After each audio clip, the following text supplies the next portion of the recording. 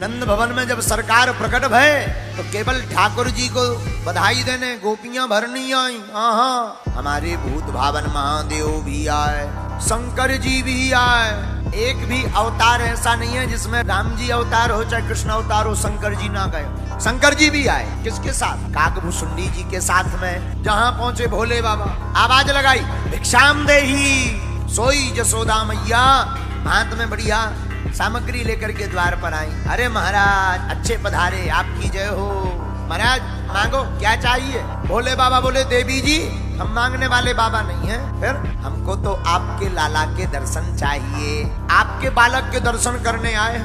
जसोदा मैया ने नीचे से ऊपर तक देखा, हे भगवान इतने खतरनाक महात्मा, बड़ी बड़ी दाढ़ी, बड़ी बड़ी मूंछ, सांप लटकाए। अरे महाराज हमारो लाला आपको मुंह देखेगे वो डर जाएगा, हम अपने छोरा को नहीं लाएंगे। भोले बाबा बोले, देखो माता जी हम तो आपके छोरा के दर्शन करने को ही पधारे हैं, और कोई उपाय नहीं है। जसोदा मैया बोली, महाराज कुछ भी हो जाए हम दर्शन तो नहीं देंगे।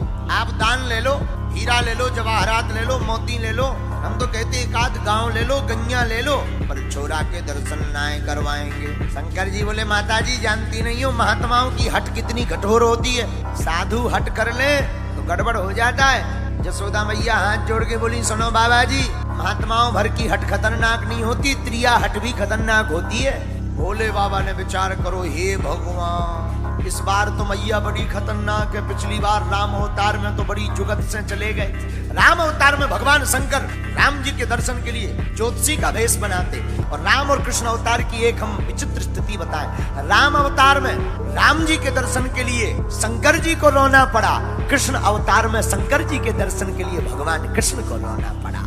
राम अवतार में लंबी लाइन में शंकर जी लगे, काकभूषुंडी जी भी लगे, लंबी लाइन में जल्दी जल्दी चले जा रहे। दूर से ही देखा, भगवान ने भी देखा, शंकर जी ने भी देखा, ठीक से नजर नहीं मिला पाए, ठीक से देख नहीं पाए, आंखों से आंसू बहाते हुए सरजू जी के किनारे आ गए।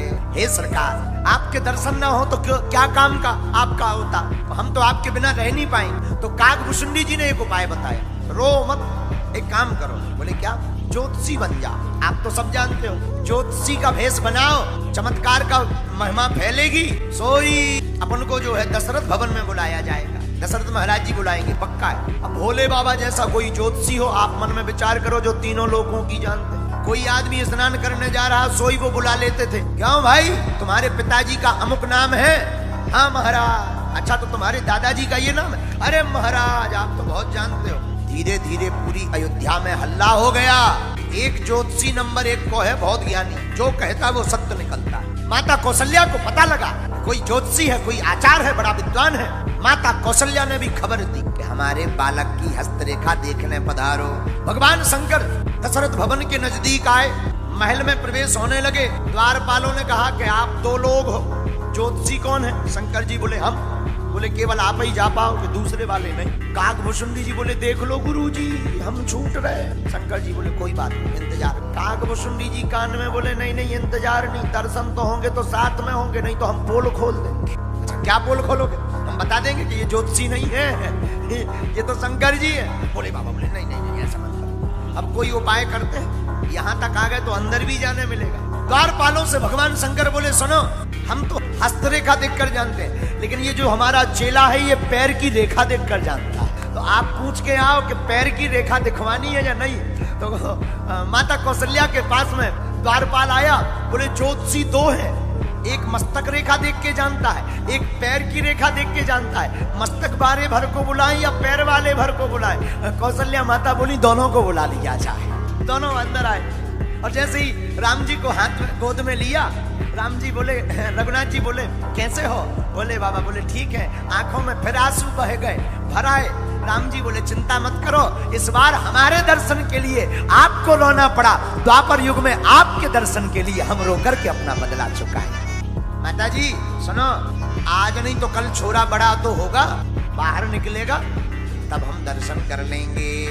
यशोदा मैया भी कम नहीं, बोली महाराज सुनो, हमारे यहाँ 1-2 दरवाजे नहीं है, ऐसे 999 दरवाजे हैं, आप यहाँ समाधि लगाई रहे ना, हम ये कभी दरवाजा खोलेंगे ही नहीं। भोले बाबा गोकुल में आकर बैठ गए, सोचने लगे। भगवान ने कहा तो था कि अगली बार हम ऋण चुकाएंगे, देखते हैं ऋण चुकाते या नहीं। ध्यान करने लगे, भगवान तो कर्जा किसी का रखते नहीं। भगवान कन्हैया रोने लगे, माता यशोदा चौंक गई कि ना जाने क्या हो गया है, हमारा बालक रो क्यों रहा है। माता जी ज्यों चुप करावे सोई भगवान बोली अम्बरा। एक बूढ़ी गोपी बोली, यशोदा एक बात बता, कोई आया तो नहीं था घर पर? मैया यशोदा बोली, और तो कोई नहीं, एक बाबा जी आए। बाबा जी थे, लंबी लंबी दाढ़ी, बड़े बड़े जटा, सांप भी लटका। अच्छा, कुछ कहा उन्होंने? हाँ, कह रहे थे दर्शन करवा दो, नहीं करवाओगे तो हम नहीं जाएंगे। तो बूढ़ी गोपी बोली, हमें लगा तो उसी बाबा ने जादू टोना कर दिया है। भगवान कृष्ण रो भी रहे और मन ही मन हंस भी रहे कि हम दुनिया भर के जादू टोना हटाए और हम पर भी कोई जादू टोना कर जाएगा क्या। लेकिन भगवान लीला कर रहे हैं, और जोर से लगे जादू टोना को नाम सुन के, और जोर से किलकारी। गोकुल में एक वृक्ष के नीचे भगवान शंकर बैठे हुए थे। गोपी गई, महाराज आपको हमारी मैया ने बुलाया है, यशोदा रानी ने। बोले बाबा, बोले हम किसी के घर नहीं जाते। तब काकभूषुंडी जी ने कान में कहा, उसी घर से बुलवा आया जहाँ सरकार है। अच्छा अच्छा, चलो चलो। हाँ हाँ गोपी, ठीक है, चलो चलो। शंकर जी आए। भगवान पहले रो रहे थे, लेकिन भोले बाबा को देखकर जैसे ही भोले बाबा गए, क्या हुआ मैया? महाराज जब से आप गए हो हमारा बालक रो रहा है, लाओ हमारे हाथ में। जहाँ ठाकुर जी भोले बाबा के हाथ में आए, सोई ठाकुर जी ने रोना बंद कर दिया। भगवान शंकर जी बोले, आपको रोना पड़ा? ठाकुर जी बोले, पिछली बार आप रोए थे, इस बार हम रो लिए, हिसाब बराबर।